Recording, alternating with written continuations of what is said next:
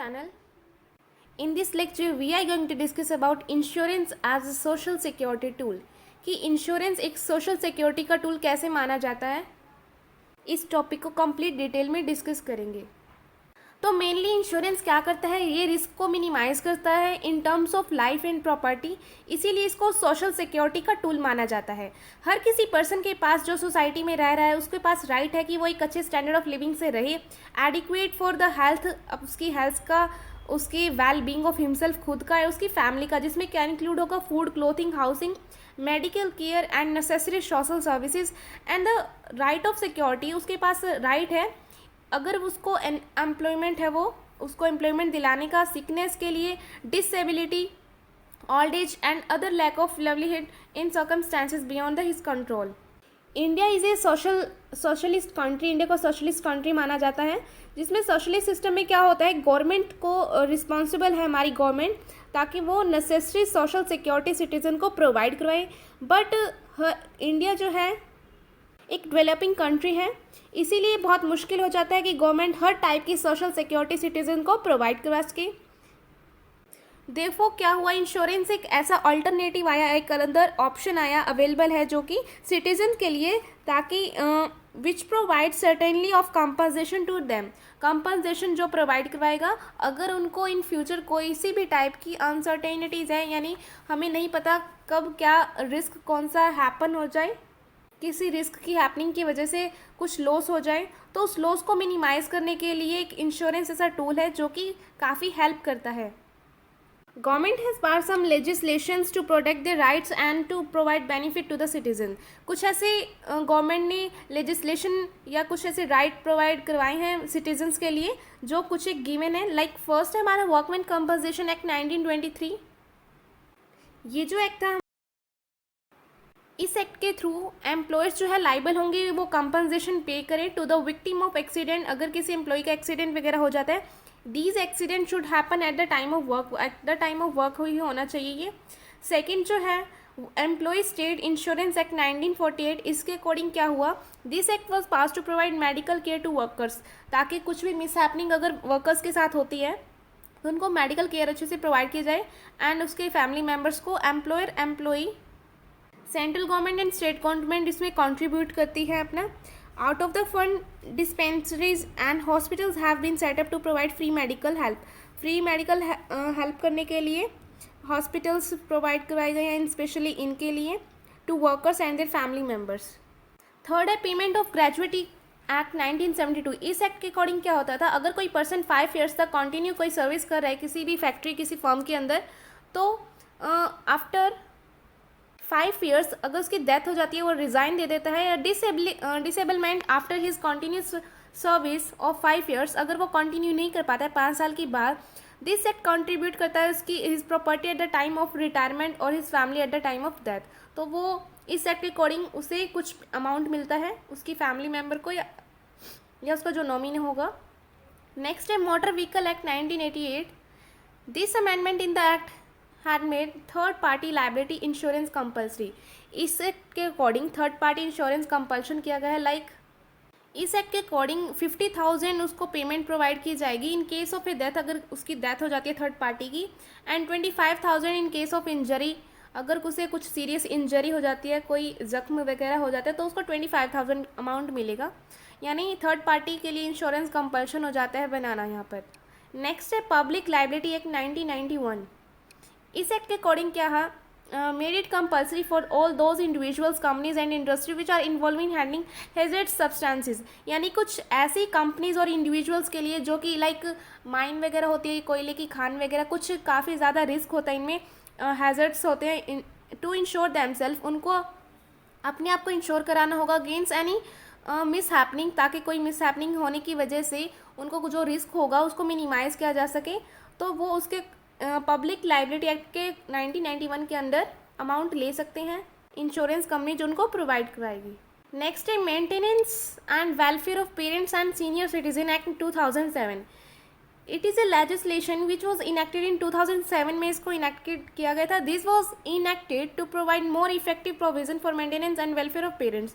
ये जो एक्ट था ये वेलफेयर करने के लिए पेरेंट्स की और सीनियर सिटीजन के लिए, उसके लिए बनाया गया था.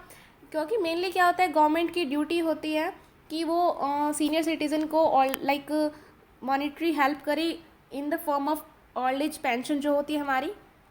बट इस एक्ट के अकॉर्डिंग 2007 एक्ट के अकॉर्डिंग चिल्ड्रंस की ड्यूटी बनती है कि वो पेरेंट्स एंड सीनियर सिटीज़न का मेंटेनेंस रखे, वेलफेयर ध्यान रखे उनका। This act made it legal obligation, उनको लीगल ऑब्लिगेशन उनकी ड्यूटी बनती है चिल्ड्रंस की, and heirs to provide monthly maintenance allowances to senior citizen and parents. और वो उनकी ड्यूटी है कि वो मंथली अलाउंसेस दे अपने सीनियर सिटीजन को या अपने पेरेंट्स को। चिल्ड्रंस की ड्यूटी बनती है ये इस एक्ट के अकॉर्डिंग। लास्ट है हमारा 7th, the unorganise workers social security act 2008। ये जो एक्ट था 2008 में पास किया गया था, that central government shall formulate, central government ने कुछ ऐसी एक्ट बनाया था जिसके अंदर वेलफेयर स्कीम्स बनाई थी फॉर अनऑर्गेनाइज वर्कर्स के लिए, लाइक जो पर्सन मजदूरी वगैरह के अकॉर्डिंग उस पर डिपेंड रहते हैं, उनकी हेल्थ से रिलेटेड, उनकी ओल्ड एज पेंशन से, provident fund, housing, employ injury benefit, educational schemes for children and etcetera. इसके साथ साथ कुछ एक ऐसी स्कीम्स थी जो गवर्नमेंट ने निकाली थी, जैसे कि लाइफ स्टॉक इंश्योरेंस स्कीम थी जो एनिमल से रिलेटेड है, आम आदमी बीमा योजना है, नेशनल पेंशन स्कीम है। अब इंश्योरेंस जो है सोशल सिक्योरिटी, कुछ एक ऐसे रीजंस है जो अभी मैं डिस्कस करूंगी, उनकी वजह से इस इंश्योरेंस को सोशल सिक्योरिटी भी माना जाता है।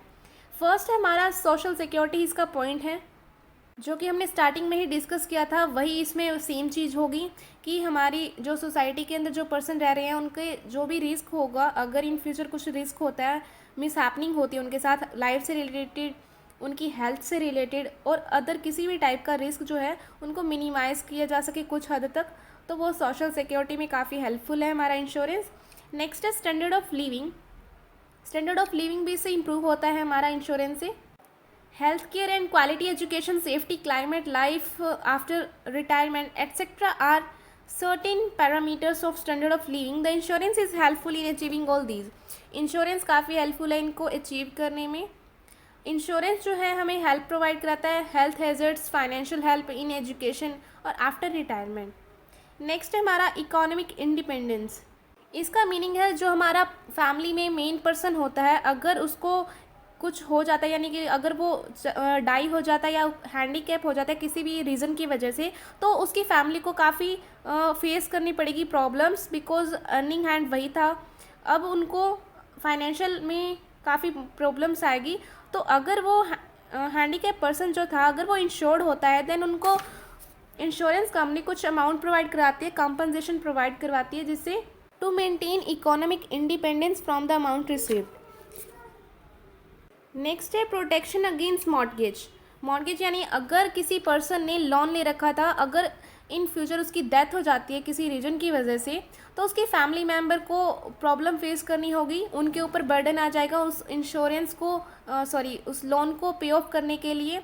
अगर उस पर्सन ने इंश्योरेंस करवा रखा है, देन इंश्योरेंस कंपनी वो जो अमाउंट होगा डिपेंडेंट्स पर्सन है यानी कि उसके जो फैमिली मेम्बर है उनको पे करेगी, ताकि वो लोन को पे ऑफ कर सके एंड उनका जो प्रॉपर्टी पे राइट है वो वापस ले सके। Secondly, the mortgage also wish to get the property insured because he will get the amount of loan from the insurance company in case of damage और प्रॉपर्टी। नेक्स्ट है फ्यूचर नीड्स के लिए भी काफ़ी इंश्योरेंस हेल्पफुल है, like old age needs होगी हमारी, children education in marriage and settlement of children.